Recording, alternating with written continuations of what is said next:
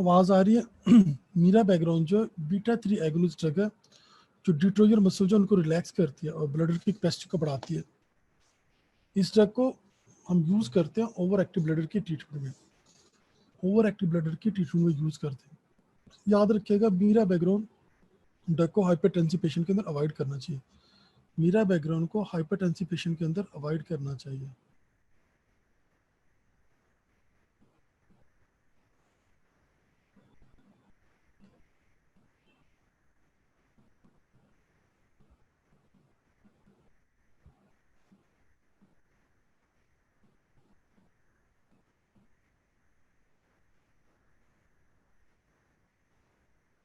जी आवाज आ रही है आप लोगों को?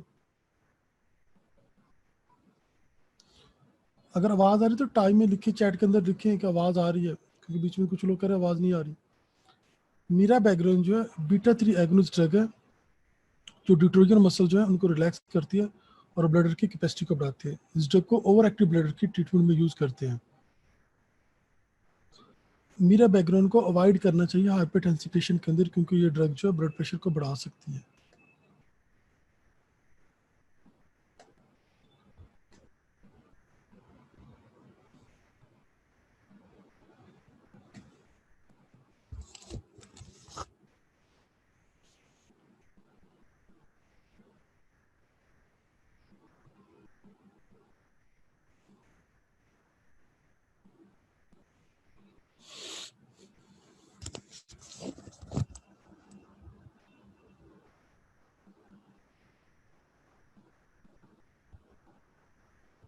हेलो जुबैर, आवाज आ रही है? Hello hello.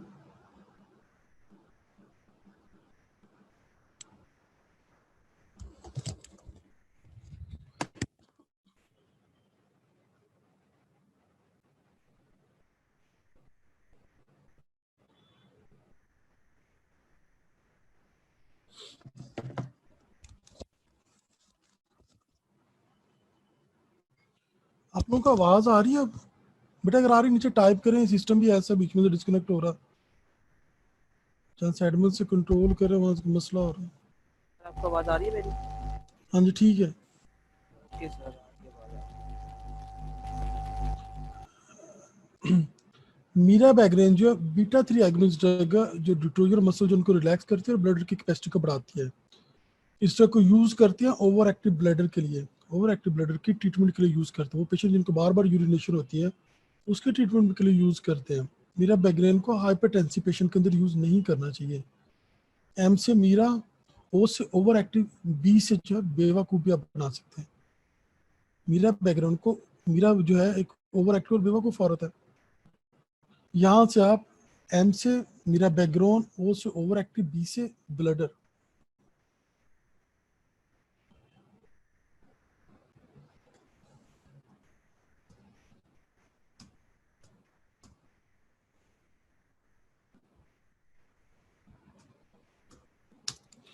जी मीरा बैकग्राउंड कौन से रिसेप्टर पे एक्ट करती है और किस पर्पज के लिए यूज करते हैं? एम से मीरा बैकग्राउंड, मीरा बैकग्राउंड बैकग्राउंड और एम से मीरा जो पाकिस्तानी मीरा जो फिल्मी आर्टिस्ट है जो उल्टी सीधी इंग्लिश बोलने के बारे में काफी मशहूर है, वो भी ओवर एक्टिव है। और यहाँ बी से ब्लडर है, वो बी से बेवकूफ है। तो जब भी मीरा बैकग्राउंड का नाम आएगा तो आपने ओवर एक्टिव ब्लडर को नहीं बोलना। मीरा बैकग्राउंड जब भी नाम आएगा ओवर एक्टिव ब्लडर को नहीं बोलना। और इस ड्रग को हाइपरटेंसिव पेशेंट के अंदर अवॉइड करना चाहिए। मीरा बैकग्राउंड को हाइपरटेंसिव पेशेंट के अंदर अवॉइड करना चाहिए। एम से मीरा, दोबारा रिपीट कर रहा हूँ, एम से मीरा बैकग्राउंड, एम से पाकिस्तानी मीरा। क्या होता है जब आपको यूरिनेशन होने वाली हो, आपने वॉशरूम जाना, चाहे मेल है फीमेल है, आप उल्टा सीधा बोल रहे होते हैं, जल्दी जल्दी में वर्ड बोल रहे होते हैं। तो यहाँ से मीरा बैकग्राउंड से मीरा को भी याद रखना, ओवर एक्टिव ब्लडर को भी याद रखना। जब भी आप वॉशरूम जा रहे हैं मीरा बैकग्राउंड को याद रखना। ओवर एक्टिव ब्लडर की ट्रीटमेंट में देते हैं।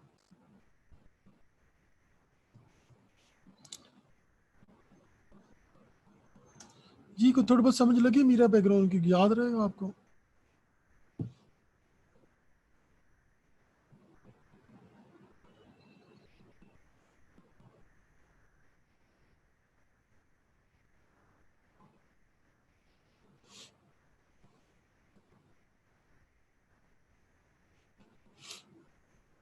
Mirabegron over active bladder की ट्रीटमेंट में देते हैं। Mirabegron beta 3 receptor agonist drug है, ओवर एक्टिव ब्लडर के लिए देते हैं। हाइपरटेंसिव पेशेंट के अंदर इस ड्रग को अवॉइड करना चाहिए जो है।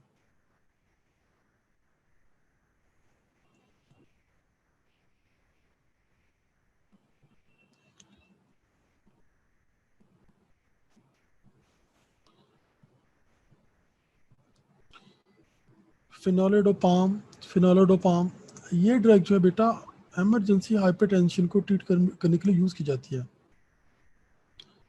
एफ से फिनोलिडोपाम, एफ से आप फेरी भी कह सकते हैं, एफ से फीमेल भी कह सकते हैं। फीमेल फेरी जो है या फीमेल जो है वो बीपी को एकदम डाउन भी कर सकती है, कूलिंग इफेक्ट्स है।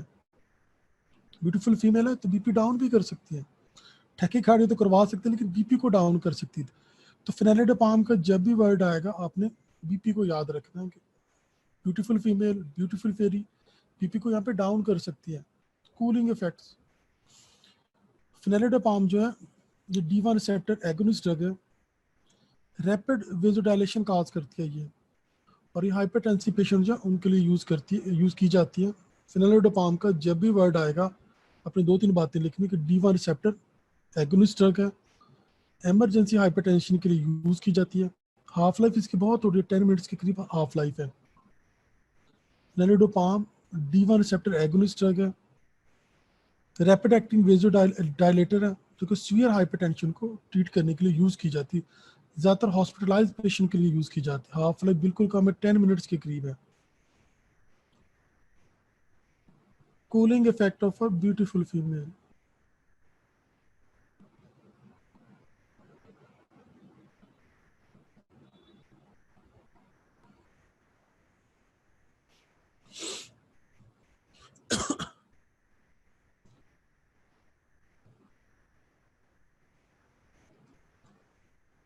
जी फिनालिडोपाम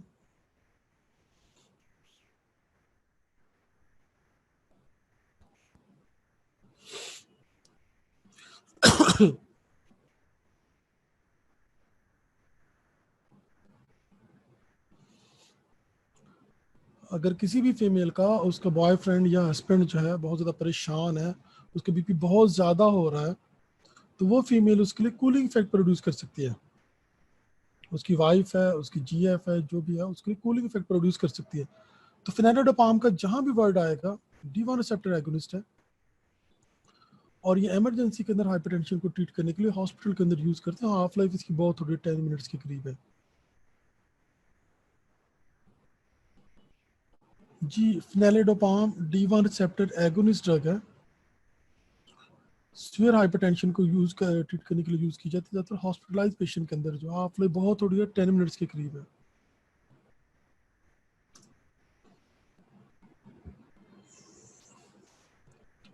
बार बार कह रहा हूँ, एफ से फीमेल, एफ से फेरी, कुछ भी बना ले इससे जो है, जब भी उसके हस्बैंड या उसके बॉयफ्रेंड या उसके क्या नाम लेते हैं डैश डैश, उसका जब भी बीपी ज्यादा होगा उसके जाने से कूलिंग इफेक्ट प्रोड्यूस हो गए। फिनाइलिडोपाम D1 रिसेप्टर एगोनिस्ट ड्रग है, वेजोडाइलेशन काज करती है, हाफ लाइफ इसकी बहुत थोड़ी है। बाकी लोग सो रहे हैं चंद एक के साथ।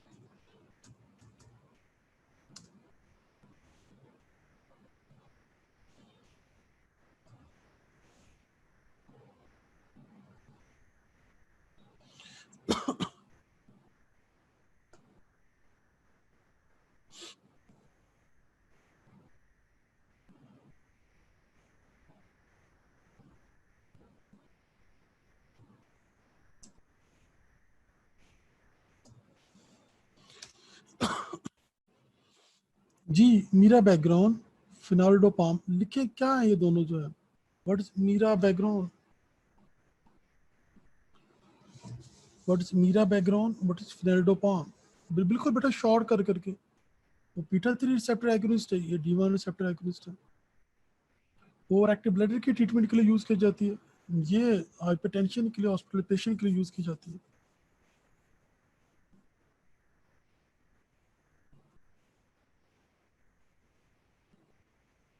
मीरा बैकग्राउंड और फेनाइडिपाम दोनों के बारे में लिखें ताकि हम आगे चलें।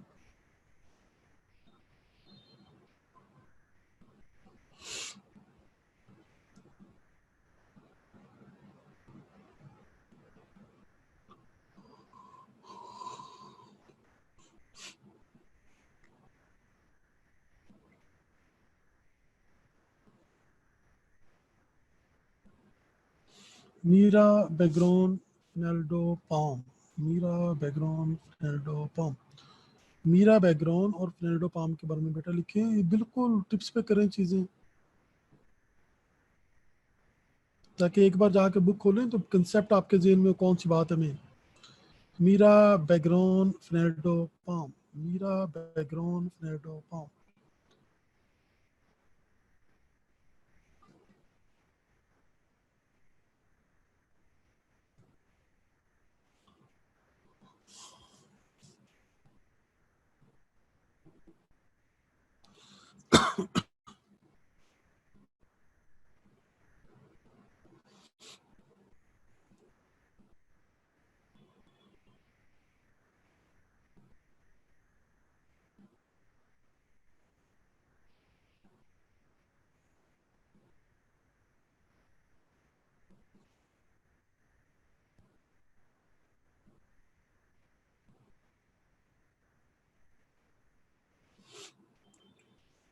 जी यहाँ तक कुछ समझ लगी है आपको? दो चीजें जो मीरा बैकग्राउंड और फेनाइडिपाम जो है, ताकि अब अगली ड्रग को स्टार्ट करें।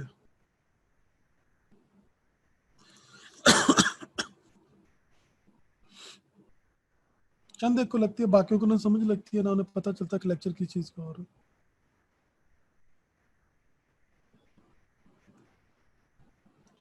ऑक्सी मेटाजोलिन, ऑक्सीमेटाजोलिन, ऑक्सीमेटाजोलिन।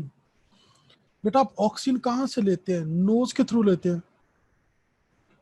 ऑक्सीजन आप कहाँ से लेते हैं? नोज के थ्रू लेते हैं ऑक्सीजन। मुंह से भी ले सकते हैं, लेकिन कॉमन पाथवे तो नोज है। तो ऑक्सीमेटाजोलिन जो है नेजल डीकंजेस्टेंट के तौर पे यूज होती है। ऑक्सीमेटाजोलिन जो है नेजल डीकंजेस्टेंट के तौर पे यूज होती है।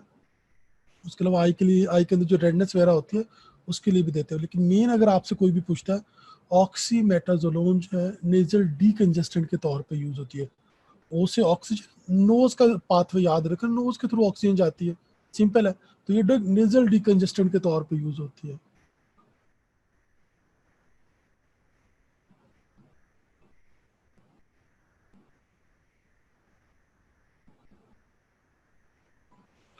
ऑक्सी जी, ऑक्सीमेटाजोलोन जो है किस पर्पज के लिए यूज की जाती है? As a nasal decongestant use की जाती है। उसके अलावा ये कंजक्टिवाइटिस में भी देते हैं, लेकिन मेजर सबसे जो आपको एज ए नेजल डीकंजेस्टेंट याद होना चाहिए, ऑक्सीमेटाजोलोन जो है एज ए नेजल डीकंजेस्टेंट दी जाती है। ऑक्सीमेटाजोलोन जो है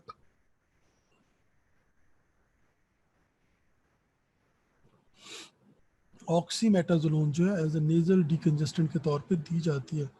ऑक्सीमेटाजोलोन जो है एज ए नेजल डीकंजेस्टेंट के तौर पे दी जाती है। ऑक्सीमेटाजोलोन जो है एज ए नेजल डीकंजेस्टेंट के तौर पे दी जाती है। ऑक्सीमेटाजोलोन जो है एज ए नेजल डीकंजेस्टेंट के तौर पे दी जाती है।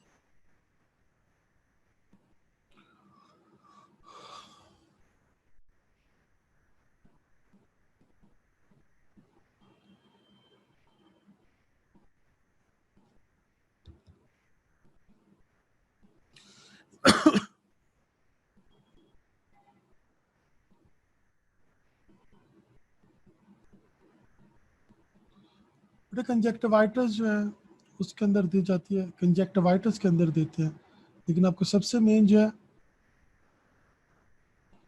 वहाँ पे कंजक्टिवाइटिस का वर्ड है, आई से रिलेटेड जब भी रेडनेस वगैरह की बात हो तो कंजक्टिवाइटिस में देते हैं। लेकिन यहाँ पे सबसे कॉमन बात जो आपको यूज होनी चाहिए वो है as a nasal decongestant and conjunctivitis में देते हैं। लेकिन ऑक्सीमेटाजोलोन ओ का वर्ड आ रहा है, ऑक्सीजन नोज का रास्ता है, नेजल पाथवे, नेजल डीकंजेस्टेंट के तौर पे यूज होते हैं। बेटा हम तीनों चीज को दोबारा रिपीट करते हैं, मीरा बैग्रोन, फिनाइल्डोपाम, ऑक्सीमेटाजोलोन। ये इन तीनों के बारे में शॉर्ट करके लिखे, मीरा बैग्रोन, फिनाइल्डोपाम, ऑक्सीमेटाजोलोन। एक एक लाइन लिखनी है। रिसेप्टर कौन सा है, जिस तरह मीरा बैग्रोन है B3 एगोनिस्ट है और एक्टिव ब्लडर के लिए यूज करते हैं। फिनाइल्डोपाम है B1 रिसेप्टर एगोनिस्ट है, हाइपरटेंशन के लिए, इमरजेंसी हाइपरटेंशन के लिए यूज करते हैं। ऑक्सीमेटाजोलोन है, ये जो नेजल डिकंजेस्टेंट के तौर पे यूज की जाती है। जी मीरा बैकग्राउंड, M से मीरा, F से फिनाइल्डोपाम, O से ऑक्सीमेटाजोलोन। बेटा जल्दी जल्दी रिवाइज करते जाओ ताकि मैं नेक्स्ट स्लाइड को स्टार्ट करूं। बेटा ये सारा लिखना है जी, ये देखें, एक्सीलेंट।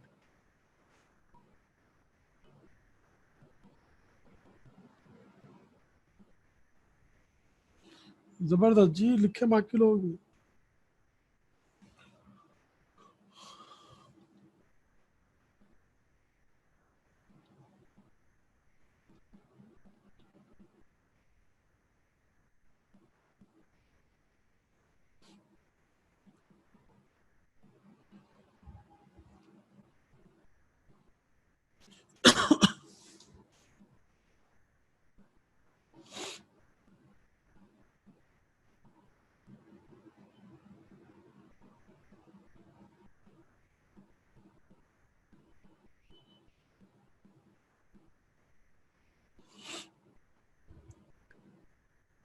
जी बेटा बाकी लोगों ने याद नहीं करना, एंड पे भी नहीं आएगा।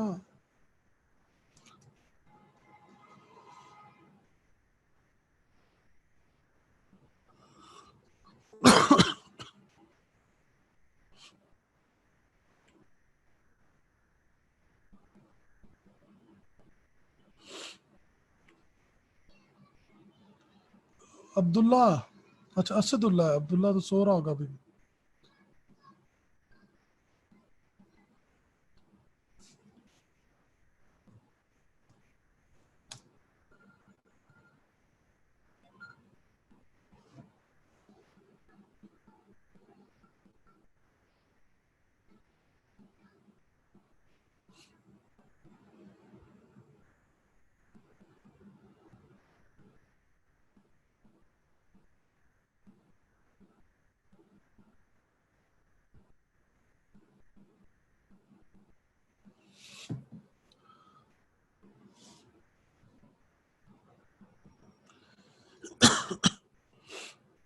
तीन चीजें यहाँ तक क्लियर है। हम आगे बेटा देखते हैं स्टेप बाय स्टेप, बिल्कुल मैं शॉर्ट करके आपको करवाते हैं। बाकी इसके एडवर्स फैक्टर मैं आपको बताऊंगा इनमें क्या चक्कर होता है।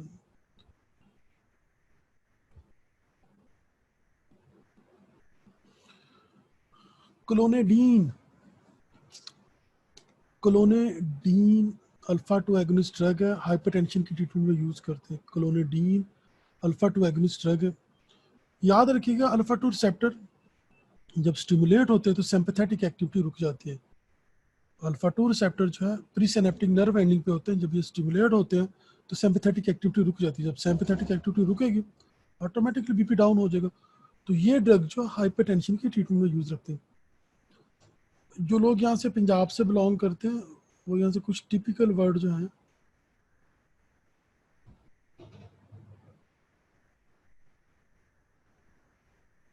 मैं आपको भी इसका क्लोनेडीन का बिल्कुल आसान करके बताता हूँ।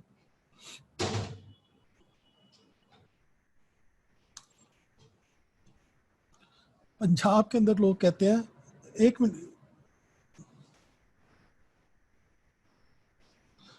रुक जाए, अब बात सुनो जरा। क्लोनेडीन कोल्ड चीजें, पंजाब के अंदर कहते हैं कि ठंडी चीजें खानी चाहिए, ठंडी चीजें खाने से बीपी ज्यादा नहीं होता। गर्म चीजें खाएंगे तो गर्म चीजों के खाने से बीपी ज्यादा होता है। ठंडी चीजों के खाने से बीपी कम होता है। कहते ठंडी चीजें खाएं, अगर आप गर्म चीजें खाएंगे तो आपका बीपी ज्यादा हो गया। यहाँ पे एक ले मैन की टर्म है, कॉमन लोग ये यूज करते हैं कि अगर आप ठंडी चीजें खाएंगे, आप लस्सी वगैरह पियेंगे, आप सैलड वगैरह खाएंगे, वेजिटेबल्स खाएंगे, वो ठंडी होती है तो आपका बीपी ऊपर नहीं जाएगा। तो ठंडी चीज़ों से क्या याद रखना कि क्लोनेडीन जो है ये बीपी को कम करेगी। क्लोनेडीन जो है एक ठंडी चीज है, ये बीपी को कम करेगी। तो ठंडी चीज खाएंगे तो बीपी आपका डाउन होगा, कोल्ड चीज खाएंगे तो बीपी आपका डिक्रीज हो जाएगा। आप कोई भी ठंडी चीज खाएंगे तो बीपी आपका डाउन हो जाएगा। बेटा उनको टर्म से याद करते हैं, आपको एंड पे पता भी नहीं चलेगा what is clonidine. Clonidine is alpha 2 agonist drug used for the treatment of hypertension। Clonidine alpha 2 agonist drug है, हाइपरटेंशन की ट्रीटमेंट के लिए यूज करते हैं।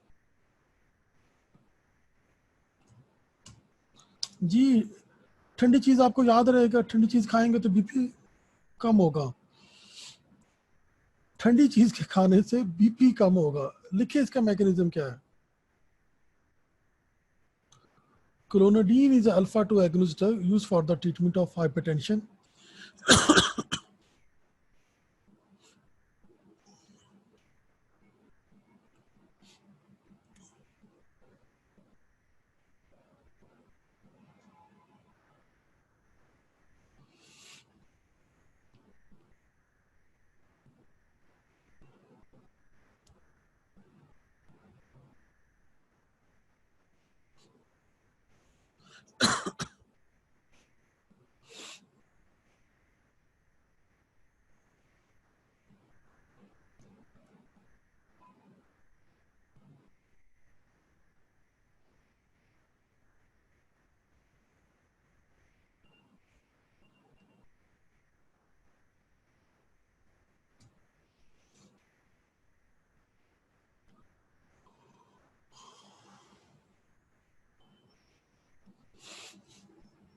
बेटा सी से क्लोनेट, अब एडवर्स फैक्ट की बात करते हैं, इसके स्पेलिंग इसके एडवर्स फैक्ट को शो कर रहे हैं। इसके एडवर्स फैक्ट दूसरी ड्रग से थोड़े से डिफरेंट है। सी से क्लोनेडीन है, ये ड्रग जो है सी से कॉन्स्टिपेशन काज करती है, एल से लेथार्जी और सेडेशन काज करती है, ओ से जीरोस्टोमिया काज करती है। एडवर्स इफेक्ट की बात की जाए तो स्पेलिंग याद रखने, सी से कॉन्स्टिपेशन है, एल से लेथार्जी और सेडेशन है, और ओ से जीरोस्टोमिया, दो बार ओ का वर्ड उसमें आएगा, xerostomia, constipation, lethargy, sedation, xerostomia.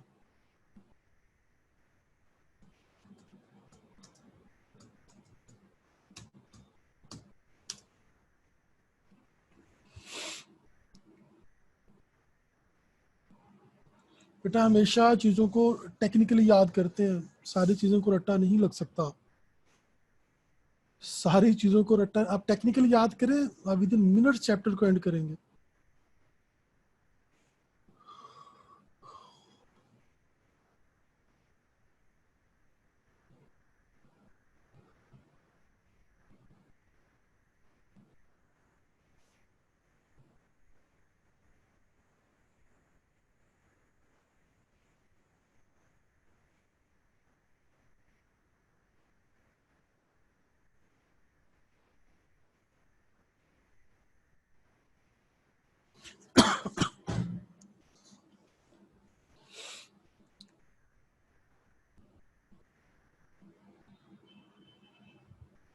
जी क्लोनेडीन, कॉन्स्टिपेशन, लेथार्जी, स्टेशन, जीरोस्टोमिया।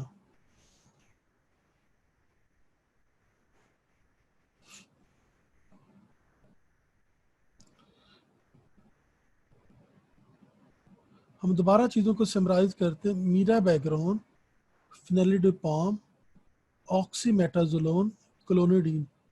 बेटे चार ड्रग के नाम लिखे, मीरा बैकग्राउंड, फिनालिडोपाम, ऑक्सीमेटाजोलिन एंड क्लोनेडीन। चारों के बारे में लिखे, किस रिसेप्टर पे एक्ट करती हैं और किस पर्पज के लिए यूज करते हैं, किस रिसेप्टर पे एक्ट करते हैं और किस पर्पज के लिए यूज करते हैं। Mirabegron, fenoldopam, oxymetazoline and clonidine. Mirabegron, fenoldopam, oxymetazoline और क्लोनेडीन।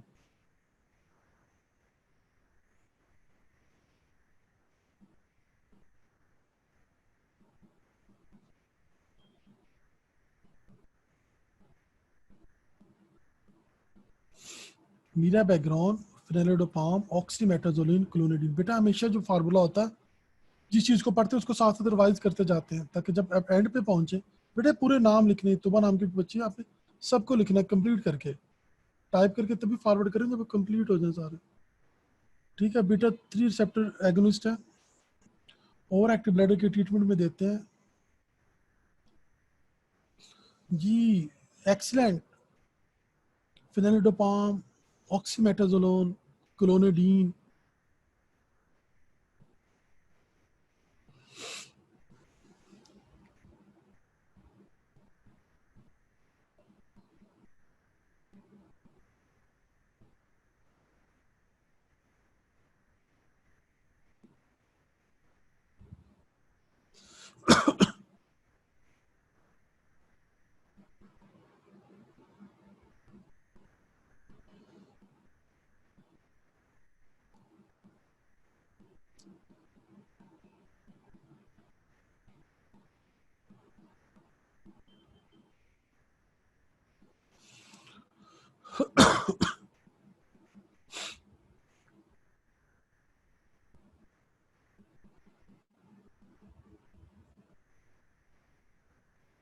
बेटा रिसेप्टर लिखते हैं, किस रिसेप्टर पे एक्ट करती हैं, खाली नहीं लिखते, कोई नंबर नहीं देगा, रिसेप्टर प्लस उसका एक्शन कहाँ प्रोड्यूस हो रहा है।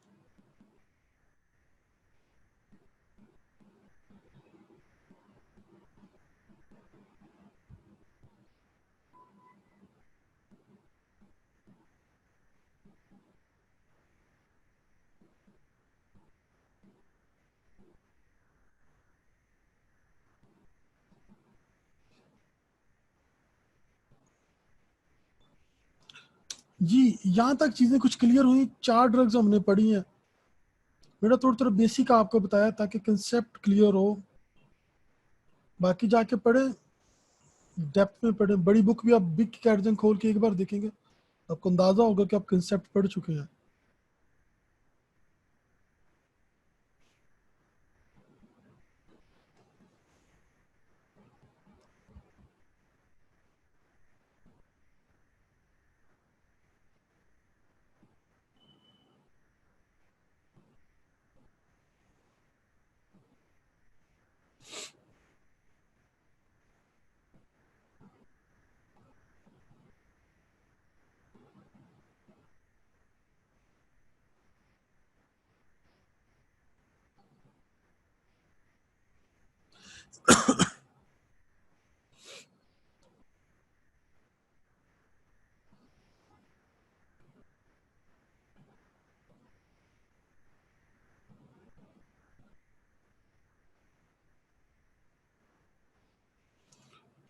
डोब्यूटामीन को कहाँ कहाँ यूज करते हैं?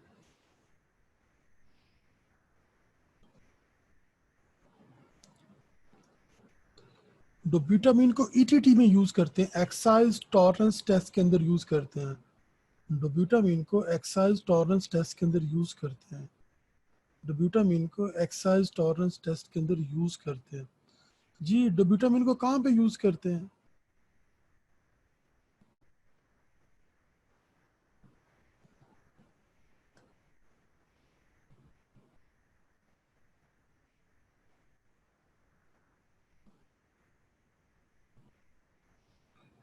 ईटीटी बेटा ये बड़ा टेक्निकल है, मैं आपको बताता हूँ होता क्या है। ईटीटी के अंदर यूज करते हैं कुछ ओबीस पेशेंट, सपोज करें मेरे वेट के जो पेशेंट है जो रनिंग नहीं कर सकते एज फैक्टर की वजह से जो है, वो लोग जब वो थ्रेडमिल के ऊपर भाग नहीं सकते एक्साइज टॉलरेंस टेस्ट के ऊपर, तो ये ड्रग उनको लोकल इंजेक्ट की जाती है। ये ड्रग जो है हार्ट की कॉन्ट्रेक्टिलिटी तो बढ़ाती है, पॉजिटिव आइनोट्रोपिक इफेक्ट तो प्रोड्यूस करती है, लेकिन हार्ट रेट को नहीं बढ़ाती, जिसकी वजह से पेशेंट जो है वो हार्ट अटैक या क्या नाम लेते हैं हार्ट अटैक के अंदर नहीं जा सकता। एक्सरसाइज टॉलरेंस टेस्ट के ऊपर पेशेंट को थ्रेडमिल के ऊपर भगाना होता है, एक जॉगिंग ट्रैक होता है उसके ऊपर भगाते हैं। वो लोग जो उसके ऊपर कुछ भाग नहीं सकते किसी डिसेबिलिटी की वजह से, इस टेस्ट के थ्रू हम एस्कीमिया को डिटेक्ट करते हैं, तो पेशेंट को ये ड्रग इंजेक्ट की जाती है। इससे हार्ट की कॉन्ट्रेक्टिलिटी बढ़ती है लेकिन हार्ट रेट नहीं बढ़ता।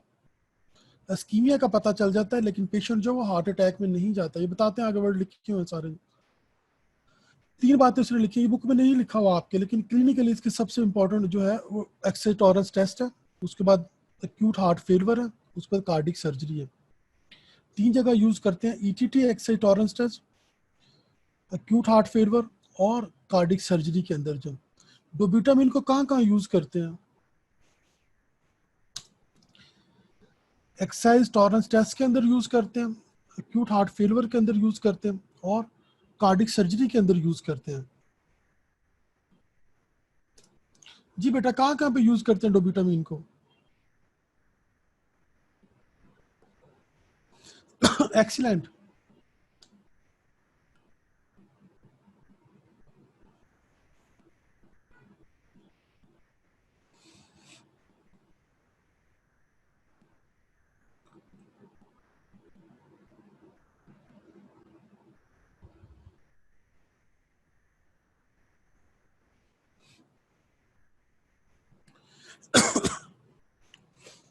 Dobutamine is a synthetic duct-acting catecholamine that is a beta-1 receptor agonist. It increases the heart cardiac rate and output with few vascular effect. Dobutamine increases cardiac output in acute heart failure as well as for inotropic support after cardiac surgery. अब ये जो बात जो आपकी tips पे होनी चाहिए, this drug increases the cardiac output but does not significantly elevate oxygen demand of the myocardium, a major advantage over other sympathomimetic drug. Cardiac output को तो बढ़ा रही है लेकिन मायोकार्डियम की ऑक्सीजन डिमांड को नहीं बढ़ा रही। ये ड्रग डोब्यूटामीन जो है कार्डिक आउटपुट को बढ़ाती है लेकिन मायोकार्डियम की ऑक्सीजन की डिमांड को नहीं बढ़ाती। डोब्यूटामीन जो है कार्डिक आउटपुट को बढ़ाती है लेकिन मायोकार्डियम की ऑक्सीजन डिमांड को नहीं बढ़ाती, जिसकी वजह से बाकी तमाम सिम्पैथोमिमेटिक ड्रग से एक सुपीरियर ड्रग है।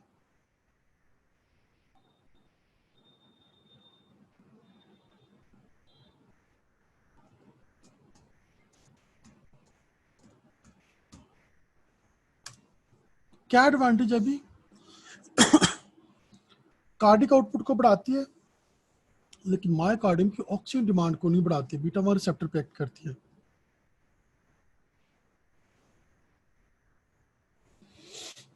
बीटा 1 रिसेप्टर एगोनिस्ट है, कार्डिक आउटपुट को बढ़ाती है लेकिन मायोकार्डियम की ऑक्सीजन डिमांड को नहीं बढ़ाती। बीटा 1 एगोनिस्ट ड्रग है, कार्डिक आउटपुट को बढ़ाती है लेकिन मायोकार्डियम की ऑक्सीजन डिमांड को नहीं बढ़ाती, जिसकी वजह से ये ड्रग जो सुपीरियर ड्रग है बाकी तमाम सिम्पैथोमेटिक ड्रग से जो है।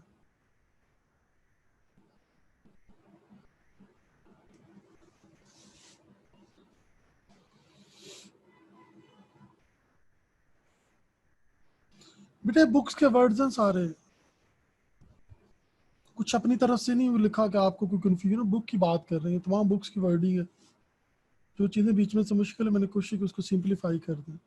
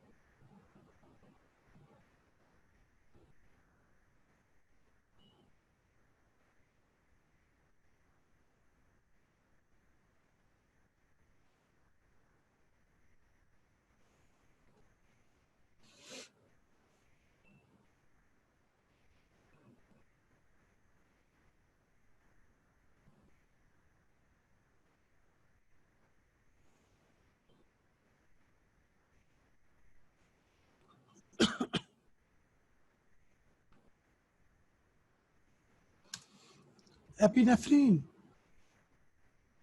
एपिनेफ्रीन की जब भी बात आएगी तो आपने दो तीन चीजें बेटा याद रखनी है एपिनेफ्रीन से रिलेटेड जो है।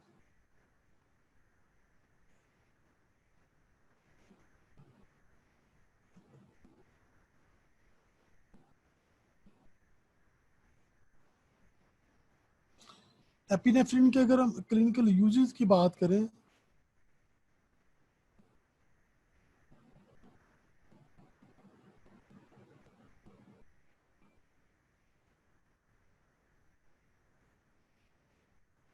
तो बेटा तीन यूजेस है, ब्रोंकोस्पाज में देते हैं, एनाफिलेक्टिक शॉक में देते हैं और कार्डिक अरेस्ट में देते हैं। अगर इसके यूजेस की मेन बात की जाए, उसके अलावा ये जो है लोकल एनेस्थेटिक साथ कम्बिनेशन में देते हैं। एपिनेफ्रिन के यूजेस की बात की जाए, ब्रोंकोस्पाज में देते हैं, एनाफ्लेक्टिक शॉक में देते हैं, कार्डिक अरेस्ट में देते हैं, लोकल एनेस्थेटिक साथ कम्बिनेशन में देते हैं। जी, एपिनेफ्रिन के यूजेस क्या क्या हैं?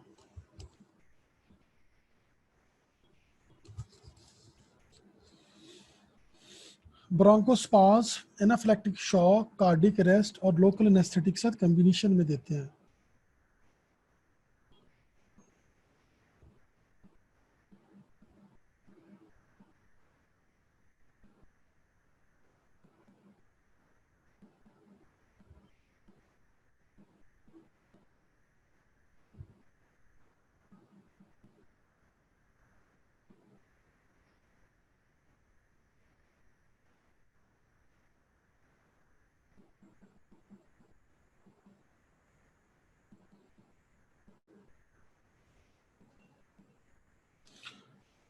ब्रोंकोस्पाज, एनाफ्लेक्टिक शॉक,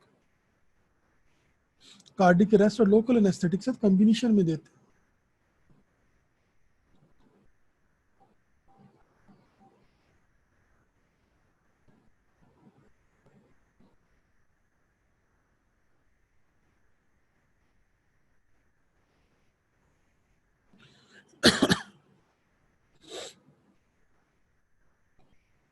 एपिनेफ्रिन के मेन बेटा बहुत सारे यूजेस होते हैं। ब्रोंकोस्पाज में देते हैं, कार्डिक अरेस्ट के अंदर देते हैं, एनाफाइलैक्टिक शॉक के अंदर देते हैं और लोकल एनेस्थेटिक साथ कम्बिनेशन में देते हैं।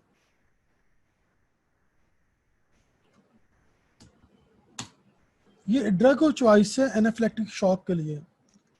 ड्रग ऑफ चॉइस है एनाफिलैक्टिक शॉक के लिए। ड्रग ऑफ चॉइस क्या है?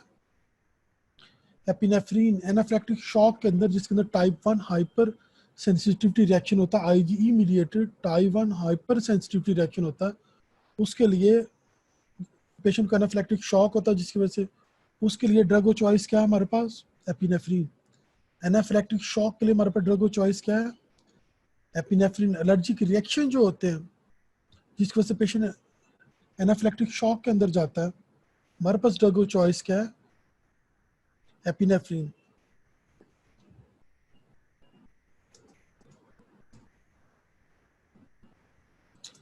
जी, एपिनेफ्रीन ड्रग ऑफ चॉइस किस चीज के लिए है?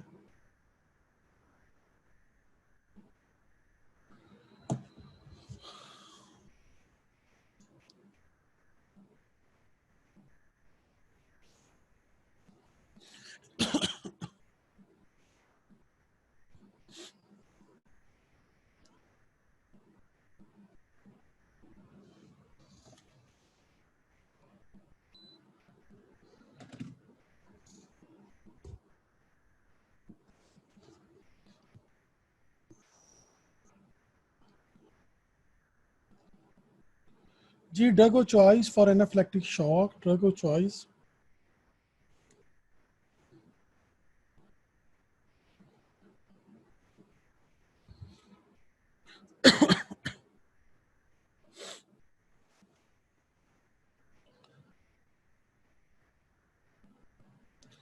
एपिनेफ्रिन को लोकल एनेस्थेटिक सोल्यूशन जो है उसे तो कंबाइन करके दिया जाता है। कहते हैं अगर वो लोकल एनेस्थेटिक सोल्यूशन 1% होगा तो ये उसका 1 लाख पार्ट्स होगा, बहुत कम मिकदार में दिया जाता है। लोकल एनेस्थेटिक साथ कम्बिनेशन में दिए जाते हैं। क्यों कम्बिनेशन में देते हैं, सवाल पूछा जाता है। एपिनेफ्रिन जो है स्किन के अंदर वेजो कॉन्स्ट्रिक्शन काज करती है, जिसकी वजह से एनेस्थेटिक की एब्जॉर्प्शन स्लो हो जाती है। एपिनेफ्रिन जो लोकल एनेस्थेटिक अगर एकदम ब्लड सर्कुलेशन में चले जाएं या ब्लड में चले जाएं तो कार्डिक अरेस्ट हो सकती है। यहाँ पे नहीं लिखा हुआ, लेकिन लोकल एनेस्थेटिक एडवर्स की जब भी आप बात करेंगे तो कार्डिक अरेस्ट की बात आती है। इसको 1:1 लाख रेशियो में दिया जाता है लोकल एनेस्थेटिक के साथ जो है। एपिनेफ्रिन जो है लोकल वेजो कॉन्स्ट्रिक्शन का आज करती है, जिसकी वजह से लोकल एनेस्थेटिक की एब्जॉर्प्शन स्लो हो जाती है और वो स्लोली सिस्टेमिक सर्कुलेशन में जाते हैं। इसीलिए इसे लोकल एनेस्थेटिक साथ कम्बिनेशन में देते हैं।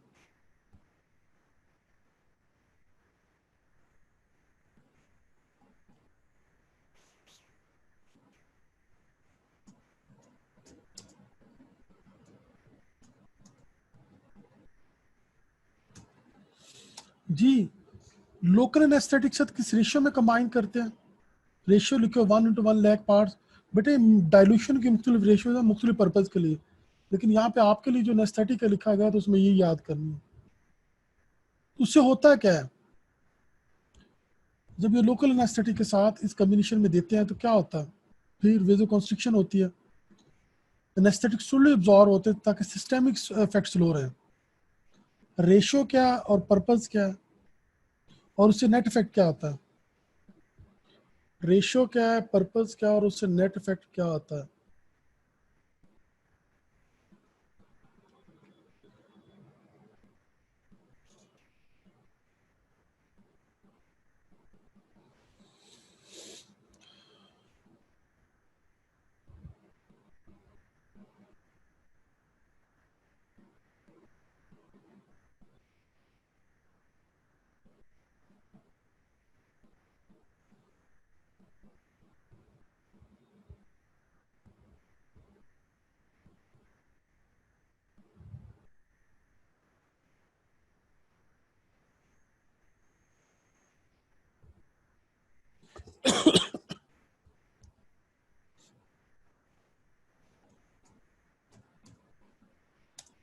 जी यहाँ तक चीजें आपको क्लियर है। अब जो बात हम डिस्कस करने जा रहे हैं बिग कैटजन से उठाया गया एक पैराग्राफ है।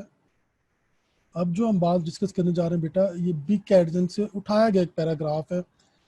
कुछ चीजें लिपन कॉर्ड के में गलत लिखी हुई हैं, कुछ चीजें लिपन कॉर्ड के अंदर गलत लिखी हुई हैं, क्योंकि जैसे जैसे रिसर्च आती है, नए एडिशन टेक्स्ट बुक के आते हैं तो उसमें चीजें चेंज होती रहती हैं, कुछ चेंजेस आते हैं। अब जो बात करने लगे हैं इसको ध्यान से सुनिएगा, अगर ये पेपर में आता तो आपने ये वाला आंसर लिखना है। अभी जो बात हम डिस्कस करने लगे हैं ये बिग कैटजन से उठाया गया पैराग्राफ्स हैं, अगर पेपर में कोई इनसे रिलेटेड आती है ऐसी बात तो ये आंसर लिखना आपने।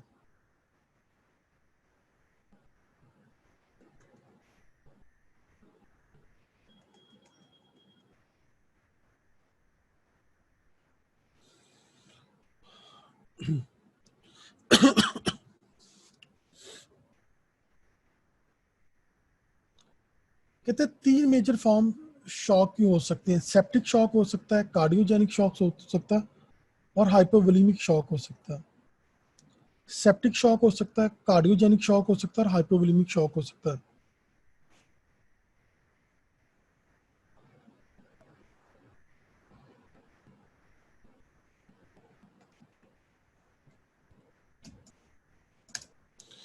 बेटा शॉक की कितनी टाइप्स हैं, सेप्टिक शॉक है, कार्डियोजेनिक शॉक है, हाइपोवोलेमिक शॉक है। सेप्टिक शॉक है, कार्डियोजेनिक शॉक है और हाइपोवोलेमिक। बेटा ये टाइप्स आपने टिप्स पे करनी है। अगर इनमें से कोई भी क्वेश्चन आता है, एक पेशेंट आपके पास आता है वो सेप्टिक शॉक में है, डगो चॉइस लिखे। पेशेंट आपके पास आता है कार्डियोजेनिक शॉक में है, डगो चॉइस लिखे। पेशेंट आपके पास आता है हाइपोवोलेमिक शॉक के अंदर है, एनाफिलैक्टिक की बात नहीं हम कर रहे, सेप्टिक, कार्डियोजेनिक और हाइपोवोलेमिक में तीनों में से कोई वर्ड यूज होता है तो ड्रग चॉइस कौन सी लिखनी है।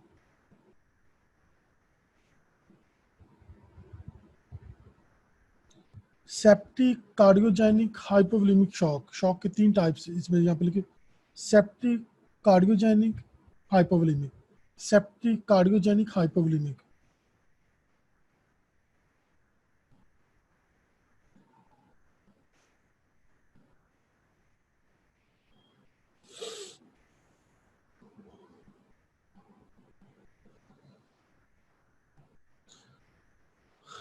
कहता है norepinephrine septic, cardiogenic, hypovolemic shock के अंदर ड्रग चॉइस है। मैं आपको बताऊंगा क्यों ड्रग चॉइस है। नॉर एपिनेफ्रीन डोपामीन नहीं है ड्रग चॉइस। नॉर एपिनेफ्रीन जो है सेप्टिक, कार्डियोजेनिक, हाइपोवोलेमिक शॉक के अंदर ड्रग चॉइस है।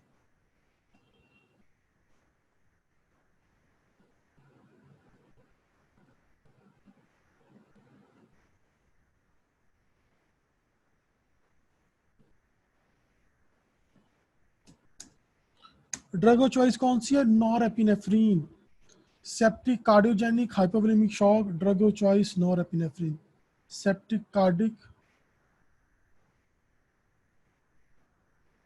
ड्रग चॉइस क्या है, नॉर एपिसेप्टिक, कार्डियोजेनिक, हाइपोवोलेमिक शॉक के अंदर ड्रग चॉइस क्या है, नॉर एपिनेफ्रीन है, डोपामीन नहीं है। डोपामीन नहीं है। ड्रग ऑफ चॉइस क्या है? सेप्टिक कार्डियोजेनिक हाइपोवोलेमिक शॉक के अंदर ड्रग ऑफ चॉइस क्या है? नॉरएपिनेफ्रिन। बेटा ये नाम लिखें, septic cardiogenic hypovolemic drug of choice norepinephrine, ऐसे करके लिखें ताकि आपको याद रहे। Septic cardiogenic hypovolemic shock drug of choice norepinephrine.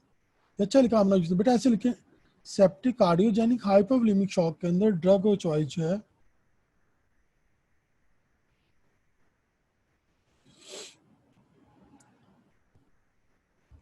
Septic cardiogenic hypovolemic shock के अंदर ड्रग ऑफ चॉइस जो है वो नॉरएपिनेफ्रिन है, डोपामीन नहीं है।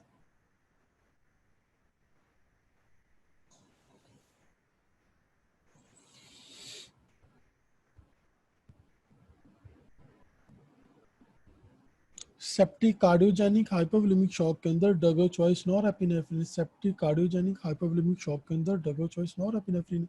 सेप्टिक कार्डियोजेनिक हाइपोवोलेमिक शॉक के अंदर drug of choice norepinephrine. Septic cardiogenic hypovolemic shock के अंदर ड्रग ऑफ चॉइस नॉरएपिनेफ्रिन है। सेप्टिक कार्डियोजेनिक हाइपोवोलेमिक शॉक के अंदर ड्रग ऑफ चॉइस नॉरएपिनेफ्रिन है।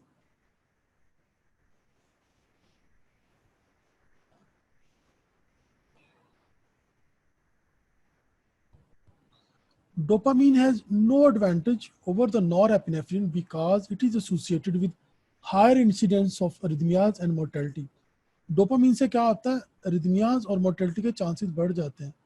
डोपामीन की वजह से अरिथमियाज और मोर्टेलिटी के चांसेस बढ़ जाते हैं।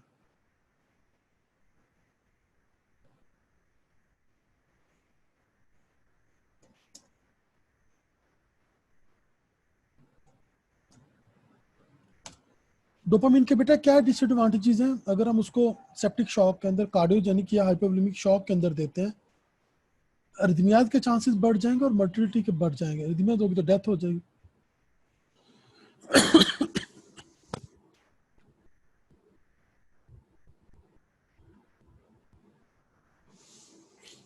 जी बेटा मैं डिटेल भी इसकी बताता हूँ, पहले आप बेसिक बात तो पता चले ना।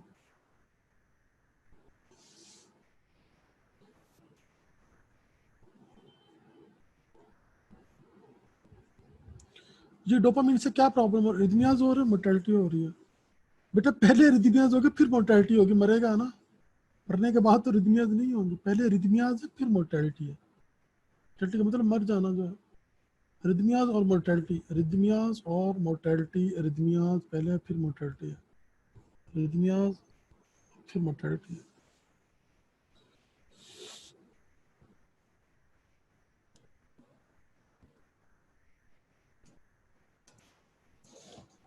अगर यहाँ तक आपको बात की समझ लगी है तो हम थोड़ा सा इसको डेप्थ में देखते हैं कि बात एक्चुअली है क्या।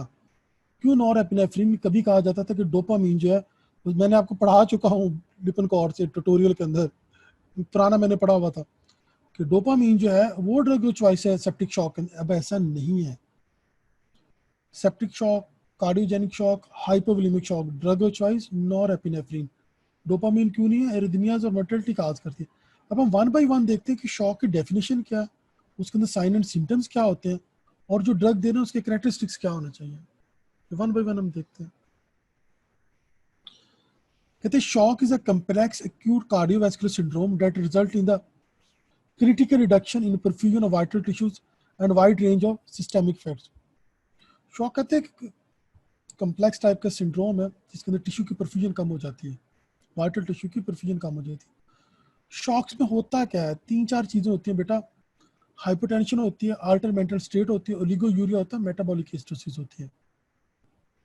सबसे पहली बात, शॉक के अंदर वाइटल टिश्यू की परफ्यूजन जो है वो कम हो जाती है।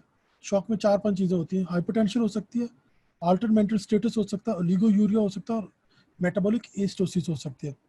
If untreated shock usually progresses to refractory deteriorating state and the death। अगर टिश्यू की परफ्यूजन पूरी नहीं होगी, हाइपरटेंशन हो रही है, मेटाबॉलिक एसिडोसिस होती है, एटलीस्ट पेशेंट डेथ में चला जाएगा।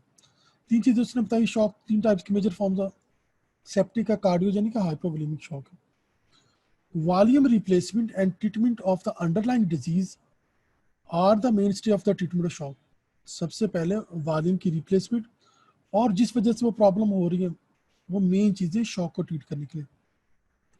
If vasopressors are needed, adrenergic agonist with both alpha and beta activity are preferred. अगर हम वेजोप्रेसर की जरूरत पड़ रही है तो उसके अंदर हमें उन ड्रग की जरूरत है जो अल्फा और बीटा एक्टिविटी दोनों कर सके। Pure beta adrenergic stimulation increases the blood flow but also increases the risk of myocardium. Pure beta adrenergic stimulation जो है उसकी वजह से ब्लड फ्लो बढ़ेगा, साथ ही मायोकार्डियल इस्कीमिया के चांसेस बढ़ जाएंगे। Pure alpha adrenergic stimulation increase the vascular tone and blood pressure and can also decrease the cardiac output and impair the tissue blood flow. अगर प्योर बीटा एडिनर्जिक स्टिमुलेशन कर रहे हैं तो blood flow तो बढ़ेगा ही, लेकिन मायोकार्डियल इस्कीमिया के chances बढ़ जाएंगे। अगर प्योर अल्फा एडिनर्जिक स्टिमुलेशन जो है उसकी वजह से वैस्कुलर टोन बढ़ेगी, ब्लड प्रेशर बढ़ेगा और जिसकी वजह से कार्डिक आउटपुट जो है वो डिक्रीज हो जाएगा और टिश्यू को फर्दर ब्लड फ्लो जो है वो इम्पेयर हो जाएगा। Norepinephrine provides an acceptable balance and is considered the vasopressor of the first choice. It has predominantly alpha adrenergic properties, but the modest beta adrenergic effect help to maintain the cardiac output. Norepinephrine क्यों drug को choice है? It is predominantly alpha adrenergic properties, vessel को constrict करेगा, but its modest beta adrenergic effect help to maintain the cardiac output. Vessel को constrict करेगा, साथ साथ cardiac output थोड़ा बढ़ाएगा, ज्यादा बढ़ाएगा तो पेशेंट सीमिया में चले जाएगा। Administration generally result a clinical significant increase in mean arterial pressure with little change in the heart rate or cardiac output. Dopamine has no advantage over the norepinephrine because it is associated with higher incidence of arrhythmias and mortality.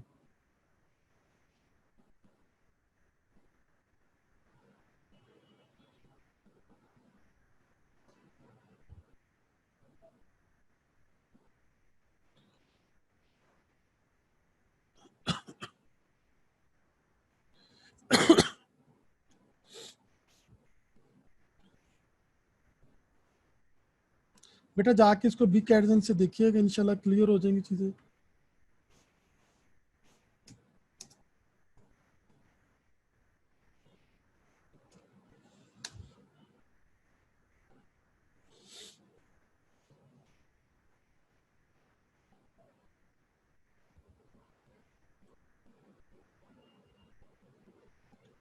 जो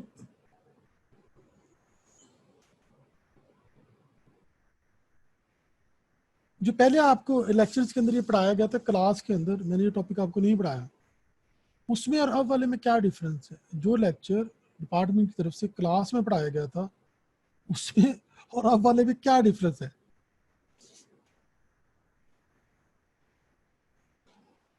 बेटा difference क्या है? Topic तो वही है, book भी वही है।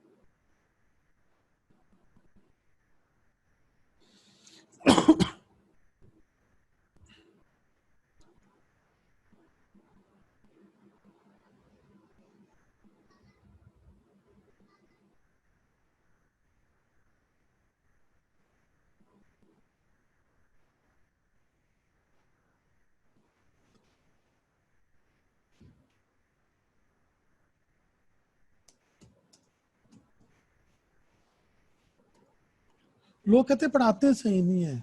क्या पढ़ाने में ऐसा मसला कि आप लोगों को समझ नहीं आती? लोग कहते हैं मैं सही नहीं पढ़ाता हूँ, समझ नहीं लगती लोगों को।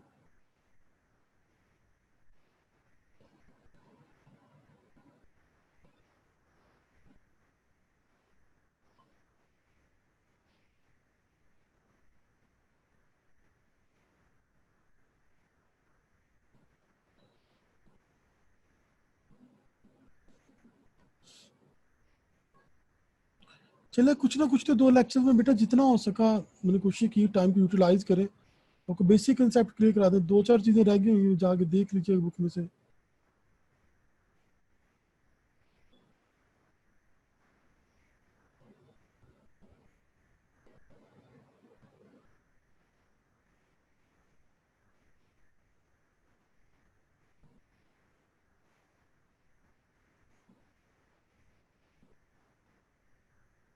लेकिन प्रोफेसर जवेद साहब से मैं बहुत इम्प्रेस हूँ, हमारे बॉस भी हैं।